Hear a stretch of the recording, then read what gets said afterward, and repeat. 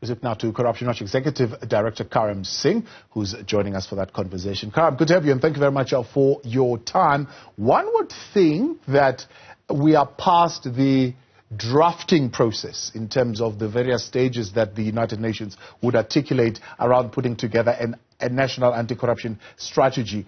We've done the draft process. We are at the preliminary analysis stage, or maybe even at actually coming up with an anti-corruption plan. Why would we want to sit around the table to rejuvenate a national dialogue on anti-corruption? Good evening, Talbo. Thanks so much for having me on the program. I mean, I think it's important to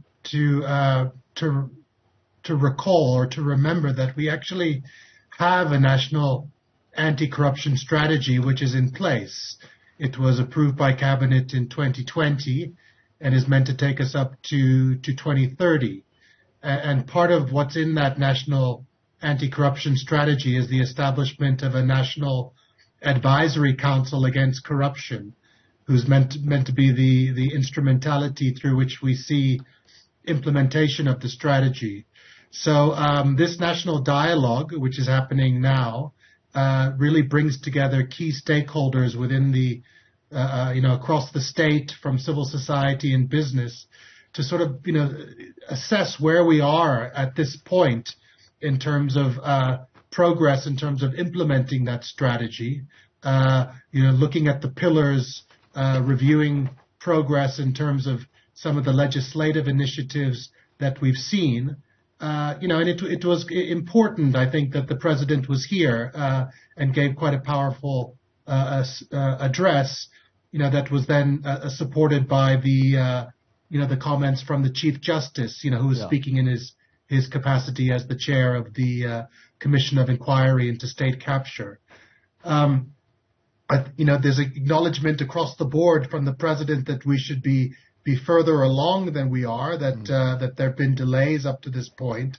And I think as civil society, and I think as, the citizens in the country, there is quite a lot of impatience, and, the issue that was flagged about, the kind of pessimism and distrust, which has crept into the body politic in terms of really feeling like we've turned a corner on state capture. We keep seeing corruption scandals, big corruption scandals in the press regularly, and it makes some think that we might be in a new era of state capture almost.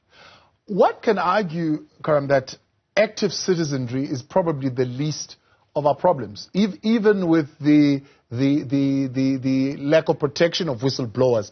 We still have active citizens today who are exposing corruption, and they are very, very active. And to say, well, we need active citizenry would probably be unfair to say the citizens are not active. Citizens are active. Shouldn't we be directing our energy towards maybe more practical mechanisms to reduce corruption in government and in business and in other institutions, so to speak, at this particular point, where we begin to look at existing institutional structures that are fighting corruption and whether or not they're doing what they're supposed to be doing? I mean, there really is a tension here, and I think you're flagging an important point. We're dealing with a situation of what some would call endemic corruption, systemic corruption. We've got, it's not just government departments, it's state-owned enterprises, it's provincial government departments, it's local government, and we also know that we have, wide-scale corruption and fraud within the private sector as well. So, we can't rest on our laurels as active citizens, short of some of the protests that we saw in 2017 following the dismissal of Minister Gordon, the finance minister at the time. We haven't necessarily seen a mass movement of people on the street with regard to the fight against corruption. So absolutely, we do have an active citizenry. We have courageous whistleblowers. We saw many of them go before the State Capture Commission, and we need that, and we still need that in order to expose corruption.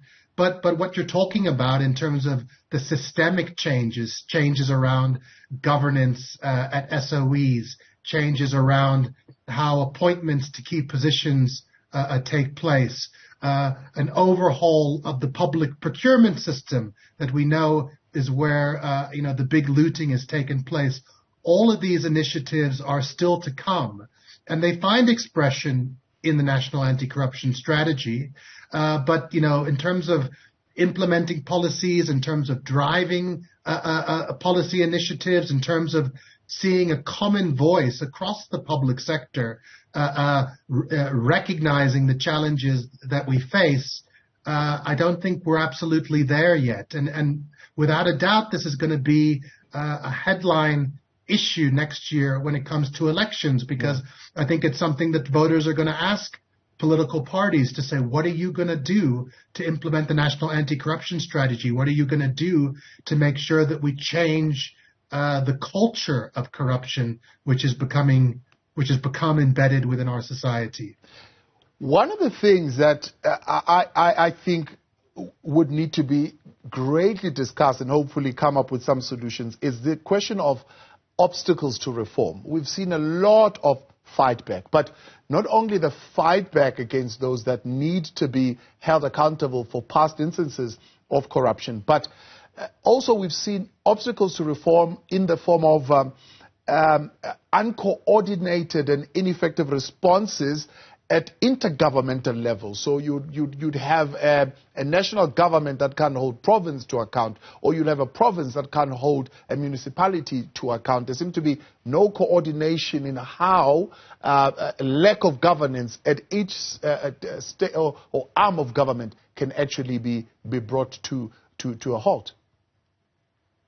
No, I think that's absolutely a fair point, that the kind of governance failures that you're talking about, the kind of lack of coordination, and, fundamentally the lack of accountability, So, we see municipalities failing around the country. Every year we get qualified audits from a majority of the municipalities from the Auditor General's reports, yet we don't see any consequence management that flows out of this. And I think, besides the governance failures that you're talking about, we have this huge accountability deficit. So, the Zondo Commission did outstanding work. We can applaud the Zondo Commission for the work that they've done, but, we haven't seen a successful prosecutions flow as a result of that testimony. We haven't seen.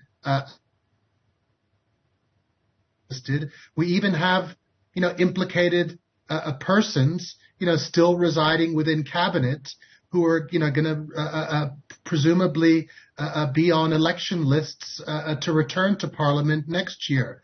So there are governance failings. There does in many ways seem to be a lack of coordination, and then we have this big challenge around accountability still. So there's so much still to be done, and I think it's right for people to feel frustrated when we still hear excuses around a lack of capacity and challenges around coordination, because certainly when it comes to things like procurement, the challenges around procurement, we've known about these issues for well over a decade now. Yeah. And we can't say that, we haven't, the types of solutions that are available to us, pushing for greater transparency, pushing for, greater monitoring and the empowerment of oversight bodies. These are solutions that we've known about, but yet, we haven't seen implementation or bold leadership when it comes to these issues. Save for the amendments which you and I spoke about not so long ago around the National Prosecuting Authority, what do you think still needs to happen as we are talking about that issue? I mean, the issue of improved transparency is a big issue. Even as we were going through COVID and the procurement of vaccines, there's lack of transparency. We are hearing and reading things now after the fact around what was going on behind the scenes. It tells you that there was no transparency even at that time. But is there more that needs to be done to our existing institutional structures that are fighting corruption? Yes, we'll have an independent body that is going to be looking purely at corruption, but will that be enough? One of the things that the president spoke about in his speech was the relative success of the fusion center. And we have a multi-agency approach which has gotten us to this point. But Judge Zondo was very clear in his remarks in saying that one of the biggest failings, in the democratic era was the dissolution of the Scorpions. And the Scorpions were relatively effective, and if they hadn't been dissolved, we may have been in a different situation when it comes to law enforcement.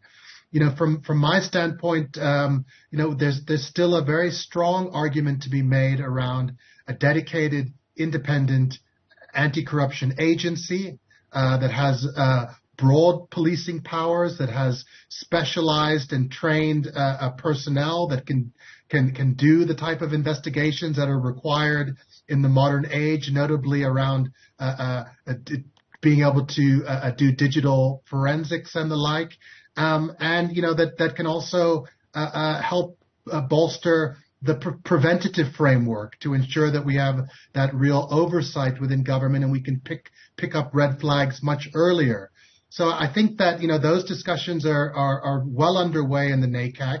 There'll be some vigorous discussions tomorrow on the issue of the institutional architecture, but I think there needs to be some kind of a realignment where we see some of the multi-agencies perhaps brought together under a single umbrella, but obviously with really important protections around independence around appointments and around dismissals, and making sure that body has the type of protections so that it wouldn't be easily captured. And I think that's a lot of the fear that people have around the creation of a new agency, is that agency, could be subject to capture down the line. So, we need to learn our lessons from the past. We need to learn the lessons from the implications of what the dissolution of the Scorpions meant. And, we need to really bolster our law enforcement approach, but that alone is not going to defeat corruption. We're really dealing with a culture of corruption, and this is where we go then back to the obligation upon all of us to speak out, to call it out, to be whistleblowers. But then obviously, that needs to be in a context where whistleblowers are given real protection and where they're actually incentivized, where there's actually a possibility of whistleblowers being rewarded for the contribution they make, particularly when there's civil recoveries that are a result of testimony that they provide. Corruption Watch Executive Director Karam Singh, appreciate your time. Thank you very much as always for coming on tonight.